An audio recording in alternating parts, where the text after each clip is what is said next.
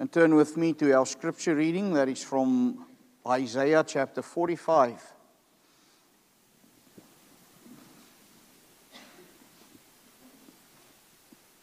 I hope you had time to read through this chapter in this past week.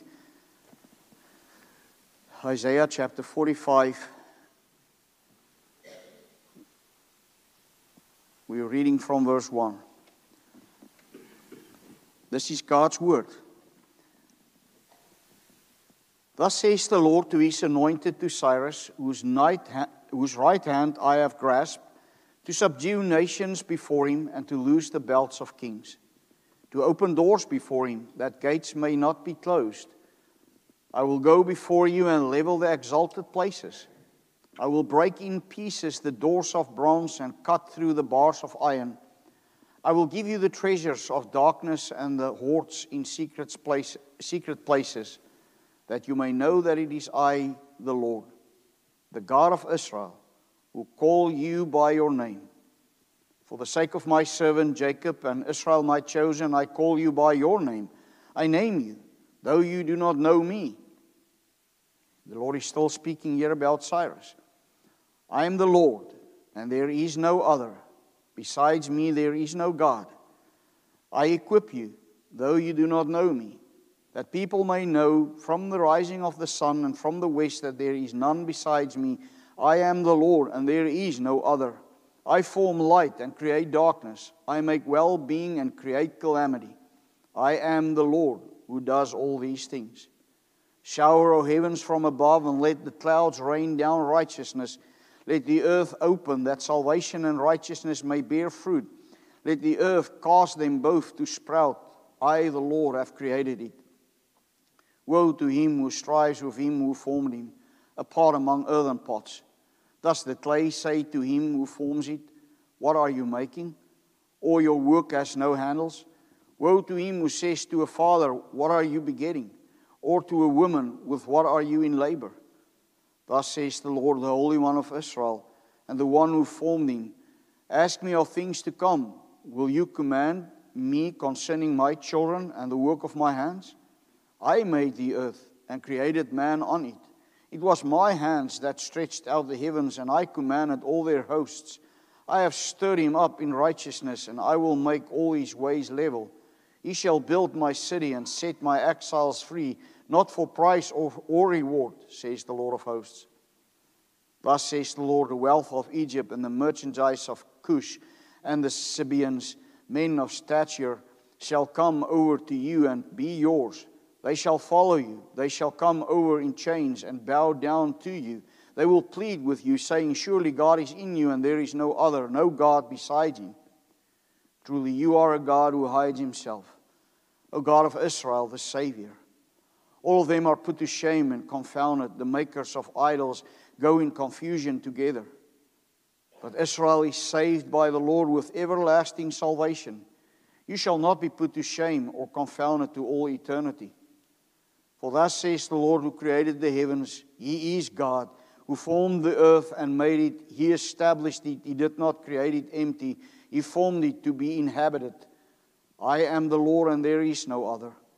I did not speak in secret in a land of darkness. I did not say to the offspring of Jacob, seek me in vain.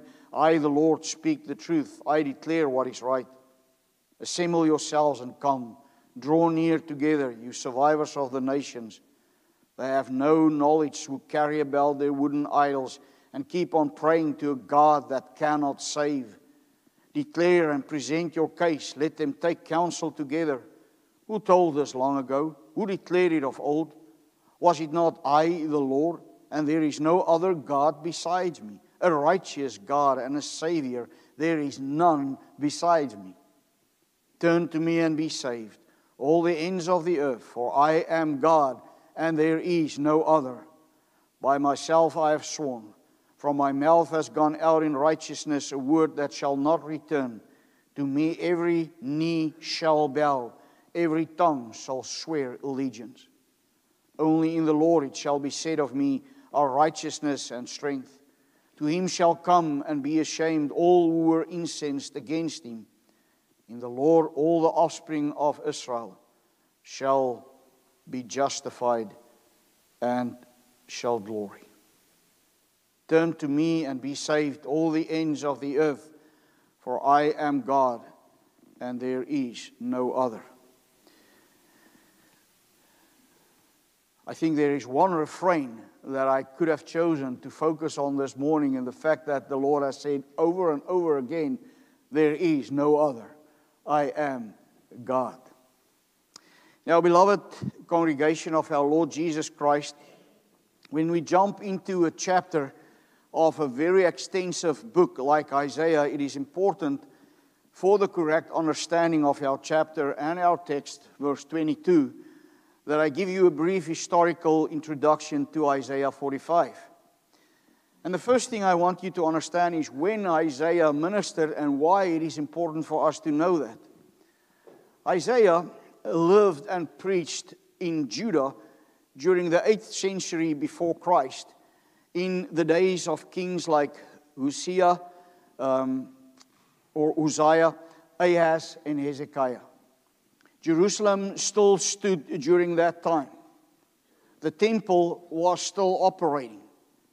Outwardly, God's people were still in the land and they were actually doing fine. But spiritually, Judah was already collapsing. Idolatry and pride and covenant unfaithfulness had hardened the nation slowly but surely. You will even remember that the king got sideways at a point. If you remember the history of Isaiah chapter 39 and the miraculous healing that the Lord granted King Hezekiah, and how he extended his life for 15 years, it will also bring to mind to you what happened next.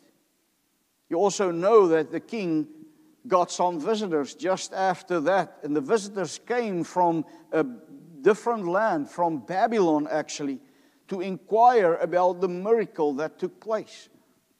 But what did the king do? The king showed them all that he had in his palace, all his riches and all his treasures. But not once did he bring glory to God for his healing.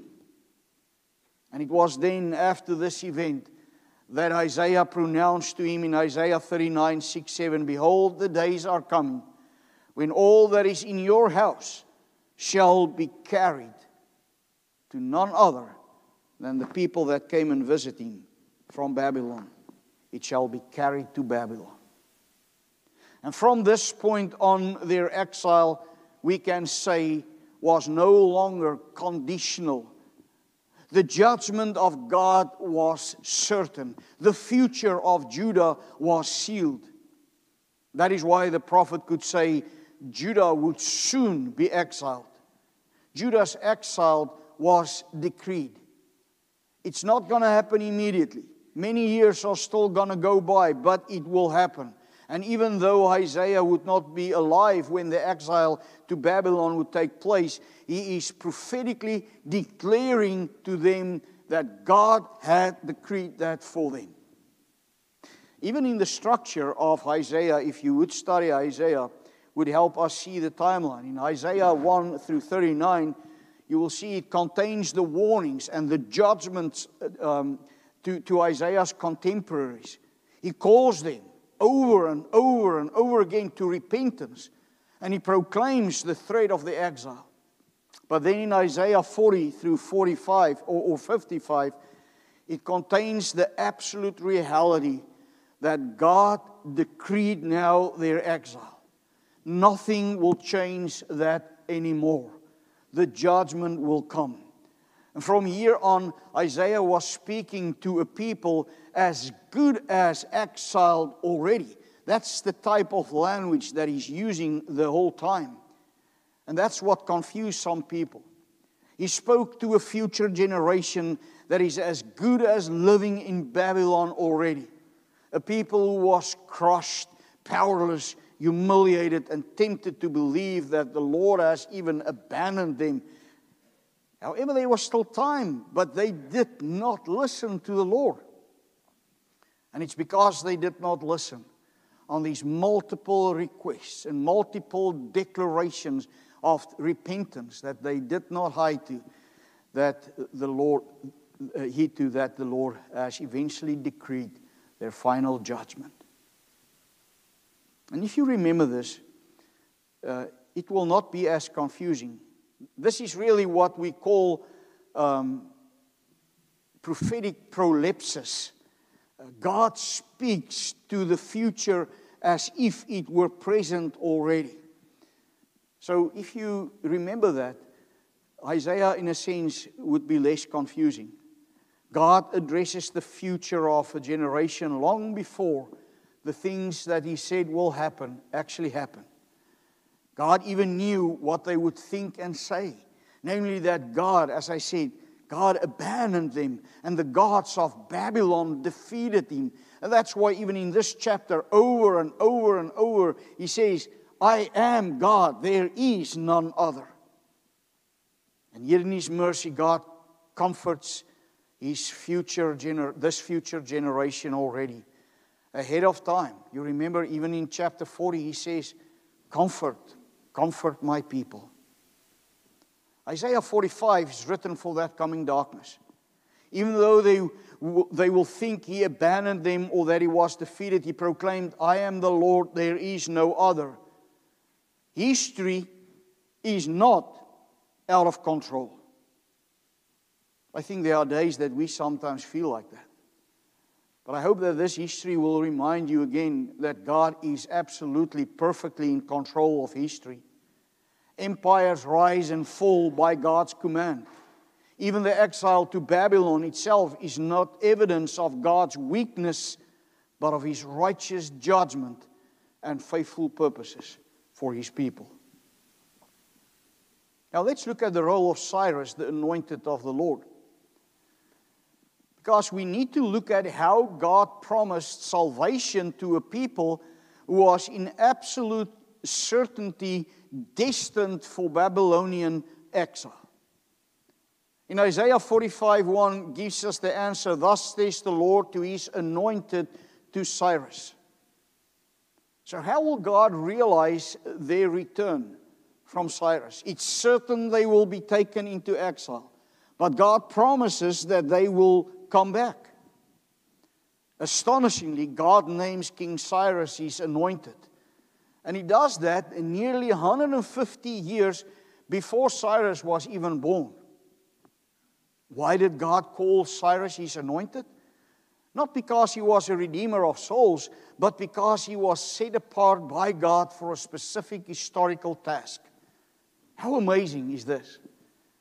So long before his birth, God set Cyrus apart for His own purposes, even as a heathen king, to overthrow Babylon, to release Israel from captivity, and to restore them to the land, and to make it possible that the temple will be rebuilt.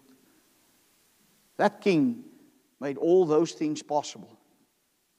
And this is pure providence. We've read in chapter 45, 4 and 5, Cyrus did not even know God. Yet he is completely governed by Him. God goes before him, verse 2. God levels obstacles, also verse 2. God breaks gates of bronze, verse 2. God gives him hidden treasures, verse 3. This is, if you want, a textbook example of biblical reformed providence. God governs even unbelieving rulers to accomplish His redemptive purposes without endorsing their unbelief or making them saviors. And by naming Cyrus in advance, God is saying to His people, your deliverance will not be accidental. Your rescue will not be happening by political luck, if you want. Your return will not be a human achievement. It will be unmistakably the work of the living Lord, who governs kings who do not even know Him. But we must clearly understand that the deliverance of Judah by Cyrus, the restoration of their land and the city, and His enabling them their external worship, was not the final purpose of this prophecy and of God's plans. Even after the return from exile, the people of God remained spiritually cold. Idolatry just started to reappear again. The glory of the temple again was diminished, and the foreign dominion or domination of other countries continued. Yes, Cyrus, we will see, could release Israel from exile, but he could not release Israel from the deeper exile of their sin. He could not renew their hearts or justify sinners. He could not defeat death and could not reconcile man to God. That is why Isaiah 45 moves beyond Cyrus very, very quickly. Isaiah 45 expands beyond Israel. So by the middle of the chapter, the scope of who is addressed widens significantly. God is not only Israel's God, He is the only God. The nations are summoned to give up their idols who are powerless and cannot save. Yes, not the return from exile is the goal, but the salvation of God's people worldwide. So Cyrus, we can say, brings Israel home geographically, but God intends to bring the nations home spiritually. Thus the chapter does not climax, if you want, with a king, an earthly king, but with a call to salvation. Turn to me and be saved. Now, fewer verses in all of Scripture, if we look at this calling of God, speak of God's calling with such clarity, such authority, and even such tenderness as here in Isaiah 45:22. Let me read the whole verse again. Turn to me and be saved, all the ends of the earth, for I am God and there is no other. So in one sentence, what we have there is God that issues a command, He makes a promise, He extends a global call, and He grounds it all in His own glorious identity. All of that in one verse. The verse has echoed through the history of the church. It was this very text the Lord apparently used to get Charles Spurgeon's attention even as a young teenager. Until this day, the living God has used these same words to call many a sinner to salvation and to continue to sanctify believers. The message of this verse is really simple, but it cuts deep into the hearts of everyone who hears it. And this year, 2026, the session has chosen this verse to be Grace's verse of the year. And one of the reasons is that we truly want to see each and every one of us reach out to those who still live in darkness and do not know the Lord, and call them through God's word to repentance and faith in Jesus Christ. We want you to pray for and intentionally obey this calling that the Lord has laid upon the church to reach out to the world, especially our local community. As we study this passage this morning, you will see how it humbles us. It reminds us of the foolishness of human pride in our own hearts. It eradicates the thought that our efforts could save us. But it also calls us to lay aside the false things that we so often put our own hope in, so that in turn we will direct our eyes to the only place where we could find salvation, and that is in the Lord Himself. You know now what the context of Isaiah 45 is and why the Lord declared, I am the Lord and there is no other. But again and again in this chapter, God declares His absolute sovereignty. He raises up kings. He brings down empires. He calls Cyrus, a pagan ruler, His servant. He forms light and creates darkness. He governs history according to His own wise and holy will. And yet, This sovereign God is not a far, distant God. He's not a cold God. He's not a silent God. He is a saving God. The same Lord who controls the nations turns to the end of the earth and declares, "Turn to me and be saved." Now let's break down this verse in its different parts. First of all, that command, "Turn to me." The verse begins with that command. And it's a command. God does not negotiate. God does not suggest. He commands, "Turn to me." The word carries that sense of looking away from one thing and fix one's gaze upon that which matters. We must take our gaze away from the worldly things that we are focused on and turn it towards God Himself.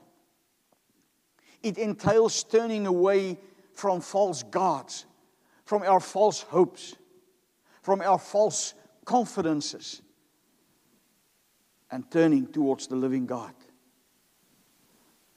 That is what needs to happen in the process of repentance. So this command exposes something about us, because it reminds us that by nature, we are always looking somewhere else for our spiritual and physical needs. We look to ourselves. We look at our own efforts.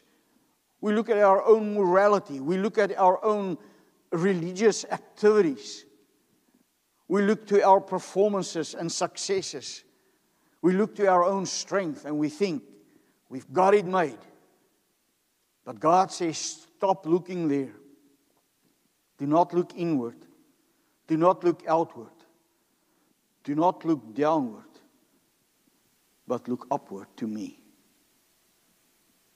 And notice that God is not saying, clean yourself up first. Prove your own sincerity. Make sure you are worthy. No, He simply says, turn. And He says, come. This is the language of grace and not of works.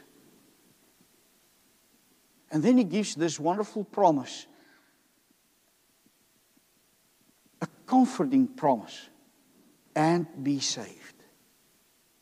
Turn to me and be saved. Not, and you might be saved. Not, and you could be saved. But, and be saved.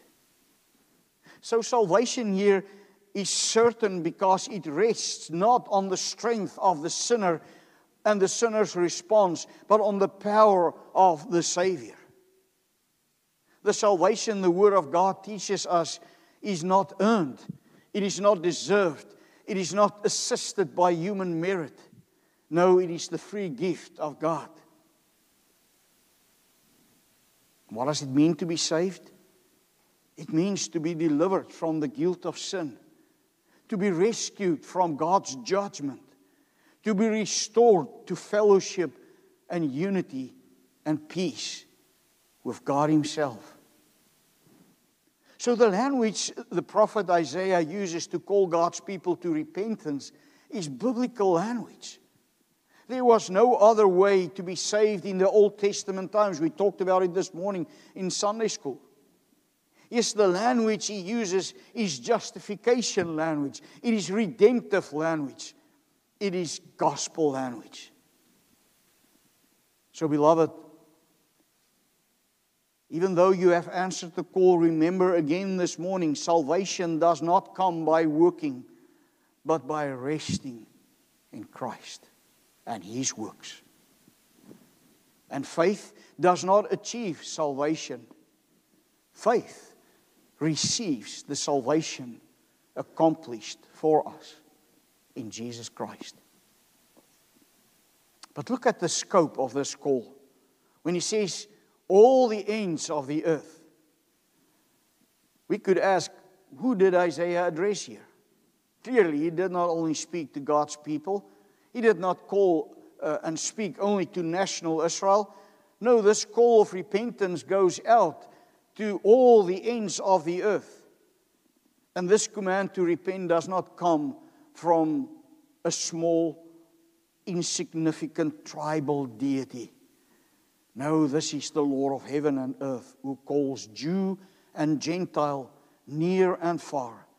He calls the morally upright and the openly broken, the religious and the rebellious, the rich and the poor, the humble and the proud, the self-righteous and the one who believes there is no forgiveness for all his sins. That is why Jesus came. God, who sovereignly rules over this universe, has also in His perfect providence decided to provide salvation for His people. That is why Jesus came into this world, remember? The angel of the Lord said to Joseph, "She will bear a son, and you shall call his name Jesus, for he will save his people from their sins." You see, this is what we believe. We believe He came to save His elect. He came to save His people. And who are those? They are those who repent of their sins and believe in the name of Jesus Christ. We also believe that it is why you and I and the rest of God's church are called to take the gospel to the world, because it is freely offered to all around us. We do not know who God's elect is. Thus, God's election is really, if you think about it, the deepest motivation for the outreach and the missions of the church. In the words of the Westminster Confession of Faith, what we believe is so well formulated, and I read chapter 3, section 6 of God's eternal decree. Quote, "As God has appointed the elect unto glory, so has He, by the eternal and most free purpose of His will, foreordained all the means thereunto. Wherefore they who are elected, being fallen in Adam, are redeemed by Christ, are effectually called unto faith in Christ by His Holy Spirit, working in due season, are justified, adopted, sanctified, and kept by His power through faith unto salvation." You see, there is no sinner who may or could ever say, "This command and this promise is not for me."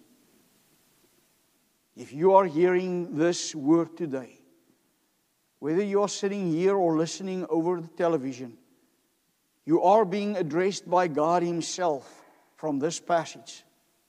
His calling is real. His calling is urgent, so that you will repent and be saved. Yes, do not delay.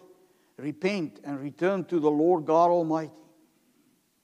But also see the ground, because God says, "For I am God and there is no other." How or why can God make such a promise? The answer is simple. Because of who He is.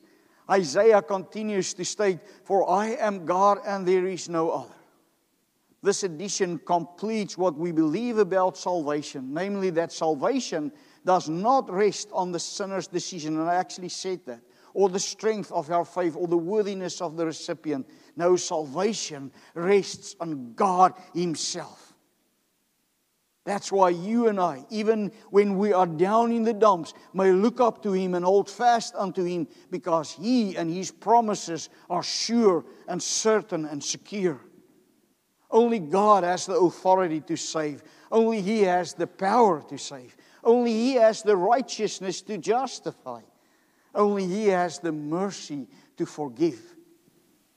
Yes, salvation rests in His character, the perfect work of Jesus Christ, His Son, and His sufficiency.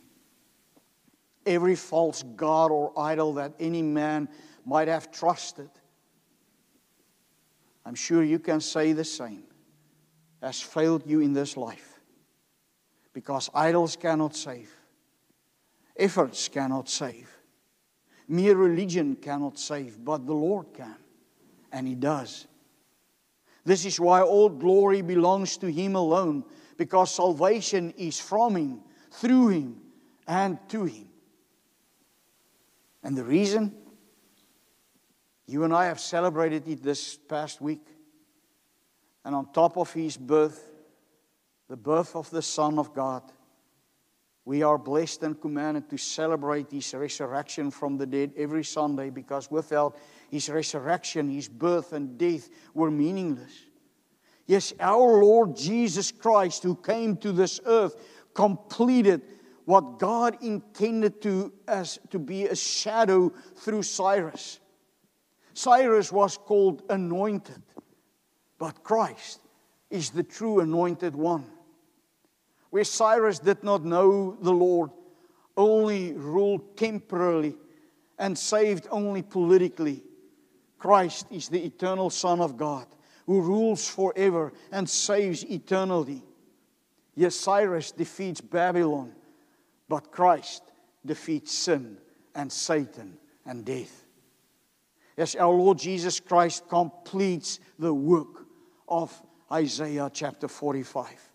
And if you want to go and read that again, just mark verse 21. It says, there is no other God beside me, a righteous God and a Savior. What does Paul say in Romans 14:11? Judgment belongs to Christ.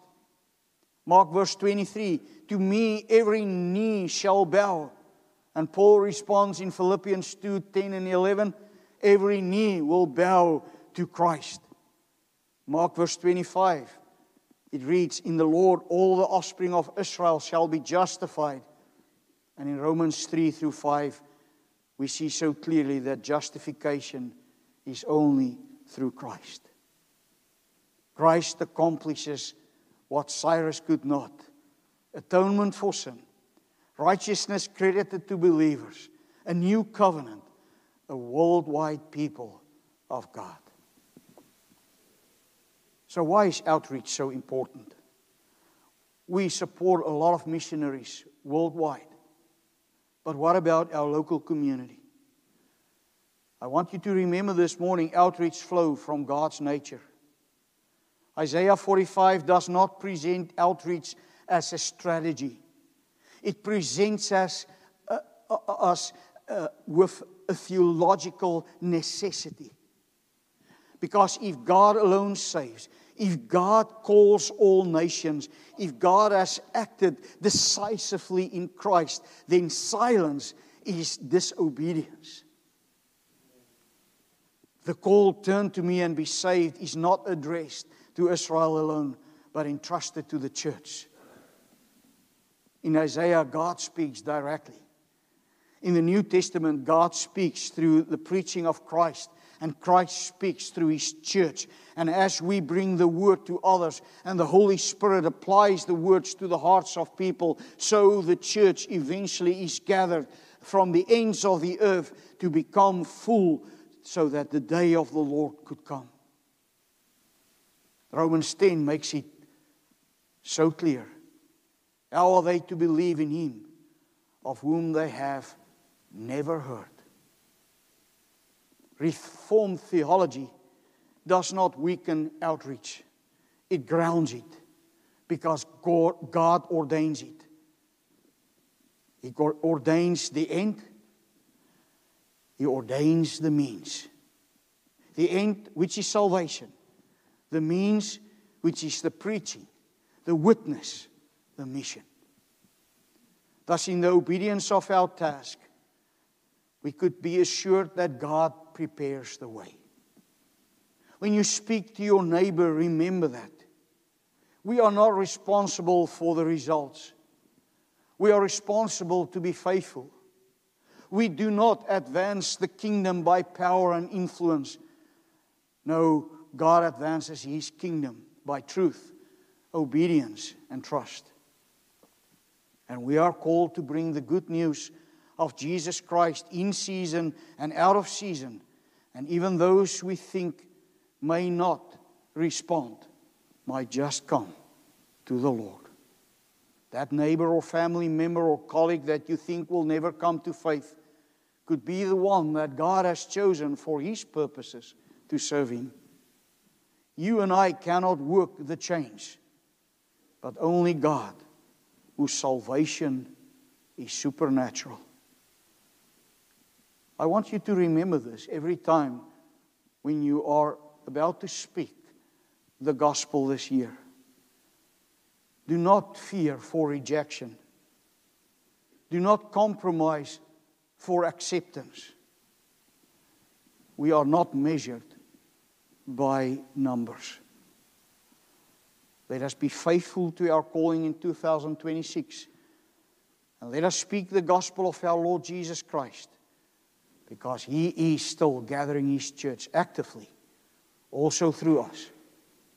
And God's people say, Amen. We continue now to the Lord's Supper and celebration of the Lord's Supper.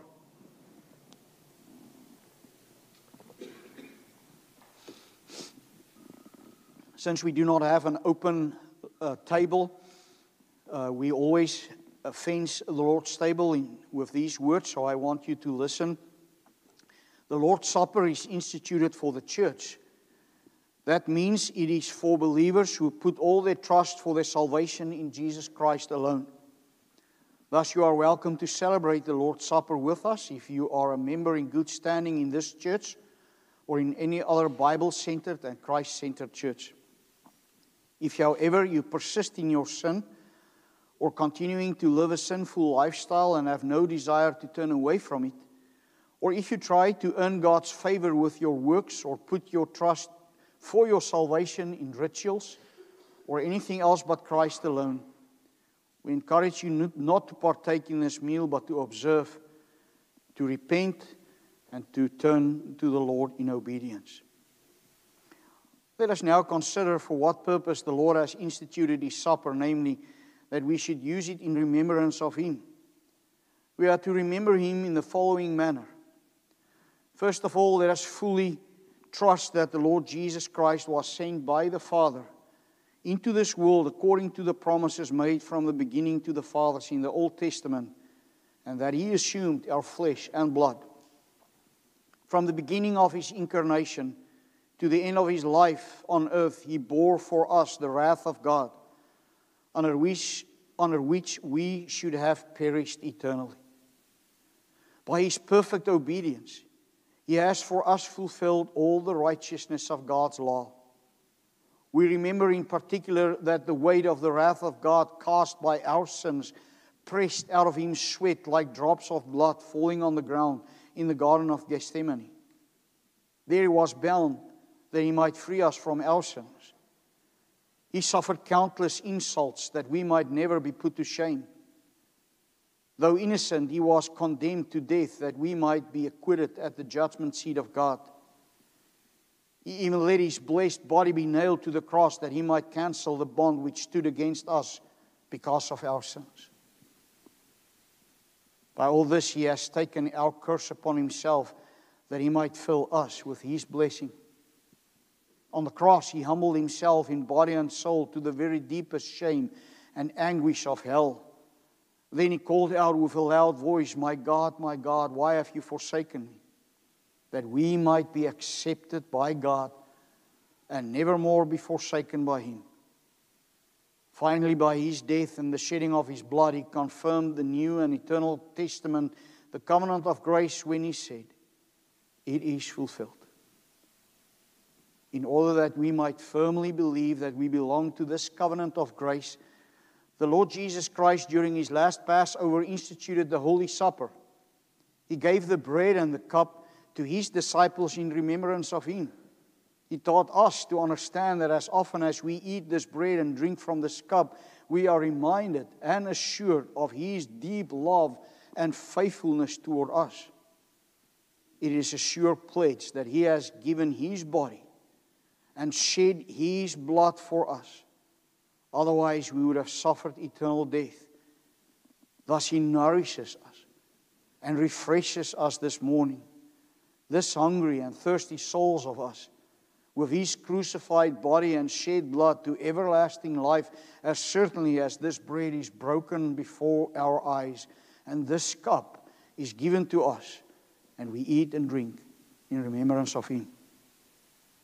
From this institution of the Holy Supper of our Lord Jesus Christ, we learn that He directs our faith and trust to His perfect sacrifice once offered on the cross. It is the only ground for our salvation. Thereby He has become to our hungry and thirsty souls the true food and drink of life eternal. For by His death He has removed the cause of our eternal hunger and misery, which is sin, and obtained for us the life-giving Spirit. And by His Spirit who dwells in Christ as the head and in us as His members, we have true communion with Him and share in all His riches, life eternal, righteousness, and glory. Now for us to celebrate this meal to His glory and for our nourishment, let us pray. Merciful God and our Father in heaven, we thank You for Your word this morning. We thank You that we were able to hear the gospel of the Lord Jesus Christ. But we're also thankful that You're going to picture it to us now in a very tangible way through the sacraments. We thank You that we know that You set aside these elements now for Your perfectly determined and divine purposes. We thank You that in this supper we cherish the blessed memory of the bitter death of Your dear Son, Jesus Christ. O Lord, work in our hearts through the Holy Spirit so that we may entrust ourselves more and more to Your Son, Jesus Christ. Grant that our contrite hearts may be nourished with His true body and blood. Yes, with Him who is the only heavenly bread, that we may not live in our sins, but Christ in us and we in Him. Let us truly be partakers of the new and everlasting testament, the covenant of grace, that we do not doubt that You will forever be our gracious Father, nevermore imputing to us our sins, but providing us with all things for body and soul, as Your dear children and heirs. Grant us Your grace, that we may take up our cross joyfully, deny ourselves, and confess our Savior. Let us in all tribulation await our Lord Jesus Christ, who will come from heaven to change our mortal body to be like His glorious body, and take us to Himself forever. Hear us now, through Jesus Christ our Lord. Amen. I ask it, as there might be some of you that don't know our practice, but we wait for each other. When you receive the elements in the clear cups, you will first have bread and then also juice. In the pink cups, you will have gluten-free bread and later wine. Ask the elders to come forward, please.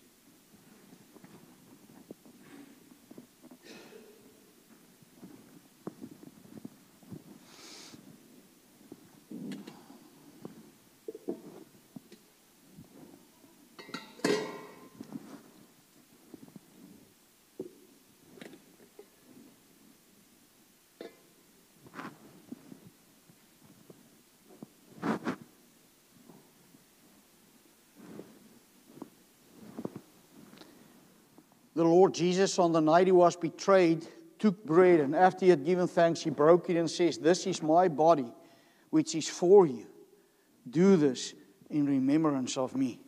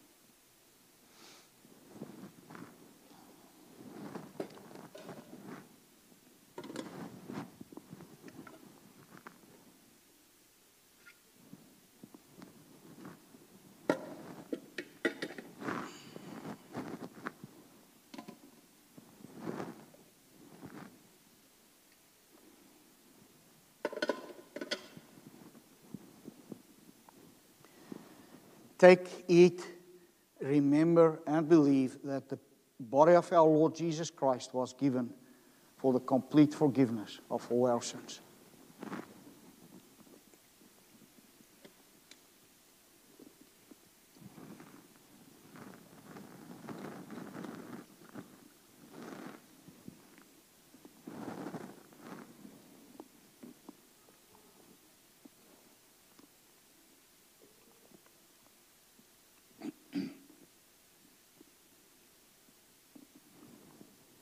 Then he took the cup, gave thanks, and offered it to them, saying, Drink from it, all of you. This is my blood of the covenant, which is poured out for many, for the forgiveness of sins.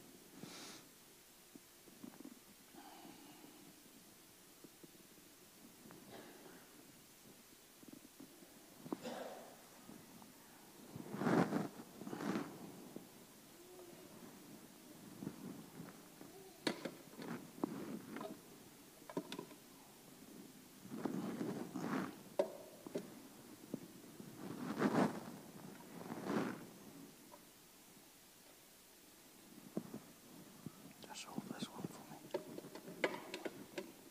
It's okay.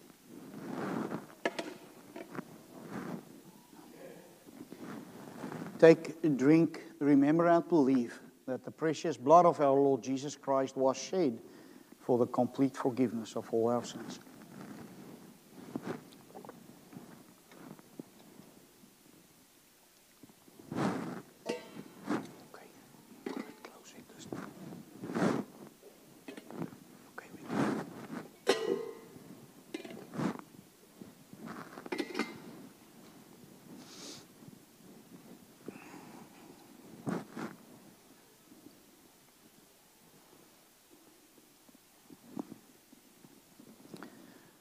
Beloved in the Lord, since the Lord has now nourished our souls at this table, let us together praise His holy name. Let everyone say in his heart, Bless the Lord, O my soul, and all that is within me. Bless His holy name. Bless the Lord, O my soul, and forget not all His benefits, who forgives all your iniquity, who heals all your diseases, who redeems your life from the pit, who crowns you with steadfast love and mercy. Yes, the Lord is merciful and gracious, slow to anger and abounding in steadfast love. He will always chide, nor will He keep His anger. He does not deal with us according to our sins, nor repay us according to our iniquities. He who did not spare His own Son, but gave Him up for us all, how will He not also with Him graciously give us all things? Therefore my heart and my mouth shall proclaim the praise of the Lord from now on and forevermore. Amen. Let us pray.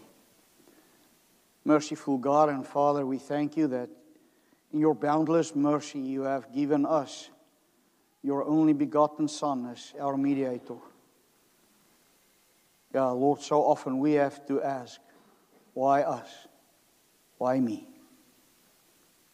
But Lord, You have the answer. You have given it because it is Your grace. We praise You that He is the sacrifice for our sins and our food and drink to life eternal. We thank You that You give us a true faith which we may share in, so that we may share in these great benefits.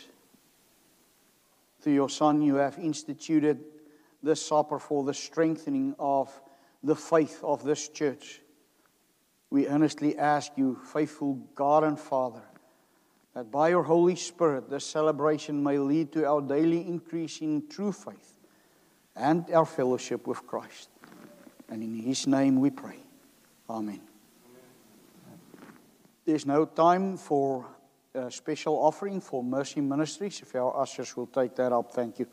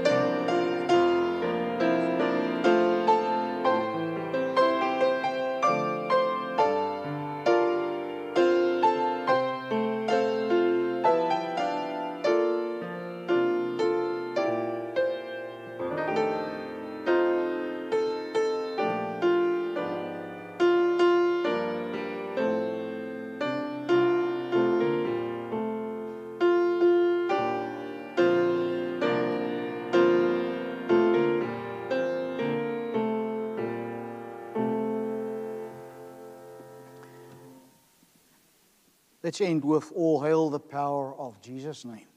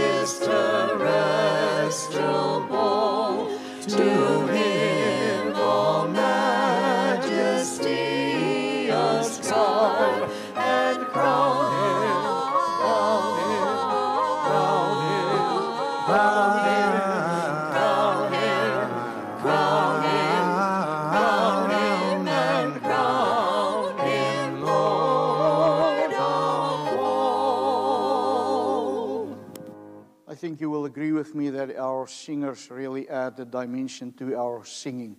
So thank you for all their practice as well. Receive now God's blessing and go from here in peace. Now the God of peace, who brought up from the dead the great shepherd of the sheep through the blood of the eternal covenant, even Jesus our Lord, equip you in every good thing to do His will, working in us that which is pleasing in His sight, through Jesus Christ, to whom be the glory forever and ever. Amen.